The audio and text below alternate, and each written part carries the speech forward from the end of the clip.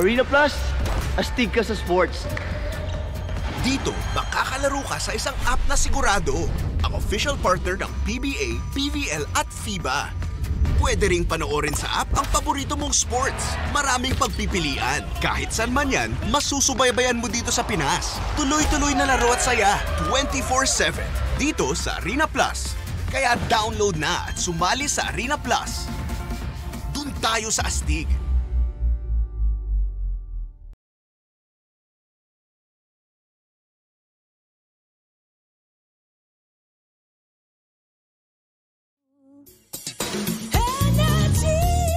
Number 106.7 Hi, Hanggang. This segment is brought to you by Arena Plus. Energy FM. Traffic update. Hi, Panggang Driver! Kamusta ka naman dyan? Oras natin sa Bangka Blanc. Check your time. 32 minutes makaraan po ang alas 8 ng umaga. 8:32 on the clock. Papa Driver, Panggang Driver, may tanong muna ako sa iyo bago ang lahat. Wow! Pag binaliktad mo ba yung OMSIM mismo na ako? Nakakaloka ka, wag mo na nga sagutin yan.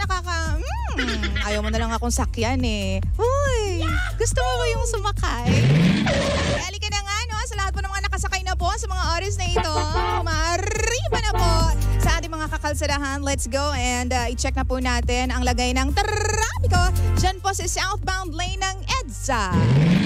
Okay, sa mga kumakaway po dyan ngayon sa Muñoz, hanggang SM North EDSA, mahal ko Panggako Bibi ko, talaga naman pong light to moderate po ang takbo ng mga motorista dyan. Pagsapit naman po ng New York, Cubao, slow moving po ang mga pangga natin dyan hanggang makarating ka dyan sa may Ortigas flyover. Okay, Panggang Driver, light to moderate naman po ang galaw ng Highway 54 all the way to Shaw Boulevard. Pero syempre pagdating mo dyan, approaching, makalabas po ng, makalabas ng tunnel ng Shaw, mahal ko Panggako Bibi ko, Panggang Driver, moderate to slow moving na po ang takbo ng mga sasakyan dyan, ha?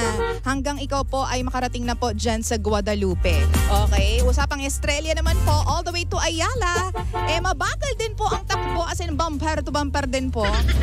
Samantala, wala naman po tayong nakikitang problema after po ng Ayala kung ikaw po ay pupunta dyan sa Pasay. Northbound naman po tayo, Panggang Driver. Siyempre, mula po sa Heritage all the way to Taft Rotonda, medyo may pagbagal po ng mga sasakyan dyan. Mahihirapan ka, Panggang Driver. Magallanes Flyover all the way to Kalayaan. Ganon din po ang lagay ng mga sasakyan. Talaga naman pong naiinip na yung mga Papa Drivers natin dyan kasi ang bagal-bagal pong gumalaw ng mga nasa harap nila. Oo, kailangan mo ng mahabang pasensya. Samantala, medyo gumagalaw naman po ang lagay ng trapiko dyan po sa Pioneer Bonnie all the way to Guadix Drive. Tapos pagdating mo naman po dyan sa White Plains hanggang sa Santolan, moderate to slow din po ang daloy ng trapiko. Hindi natin alam kung meron bang stalled vehicle na naman po dyan o dahil lang po sa volume ng mga sasakyan. Kaya po medyo masikip po dyan sa area na yan ng White Plains all the way to Santolan, Panggang Driver. Samantalang wala naman po tayo nakikitang problema makalagpas po ng Santolan. Medyo may build up lang po sa area po ng Balintawak all the way to Cloverleaf. Ang lagay ng EDSA North and Southbound, punta naman po tayo sa lahat po ng mga umaariba ng mga Panggang Drivers natin dyan sa C5 Southbound Lane. Okay, sa lahat po ng mga pangga natin dyan na kumakaway na po sa C5 Southbound Lane, hello naman po sa inyo. Moderate to slow po ang takbo ng mga sasakyan, lalong-lalo na po kung ikaw po ay nandyan po sa area ng Libis, papunta sa Lanuza, mahal ko Panggako Bibi ko, ha? At syempre naman, dyan naman po sa area po ng Lanuza, papunta ng Market bago pumasok po ng BGC, naku, heavy gets na rin po ang daloy ng traffication. Oo. Northbound naman po ng C5. Let's go, let's make silip-silip. Heritage hanggang sa McKinley. Yan, naku, masikip na rin po. Marami po mga Papa Drivers natin dyan ang napapasabi ng sana maaga na lang akong umalis. Grabe naman, oo.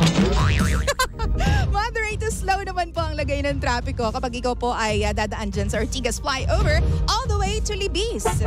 Okay, tuloy-tuloy na po ang takbo ng mga sasakyan pero magiging light to moderate po. Medyo may pagbagal po once na makarating ka dyan sa paligid po ng Ateneo. Tuloy-tuloy na po at wala na po tayong nakikitang problema kung ikaw po ay papunta na dyan from Ateneo papunta po sa Luzon area. Okay? Hoy, naka-reminder for today's video. Ngayon po ay Wednesday. It's Hump Day Wednesday, manggang driver. Kaya naman po kung ikaw po ay may plate number na nagtatapos sa 5 and 6, bawal lumabas sa 7 a.m. to 10 a.m. Siyempre 5 p.m.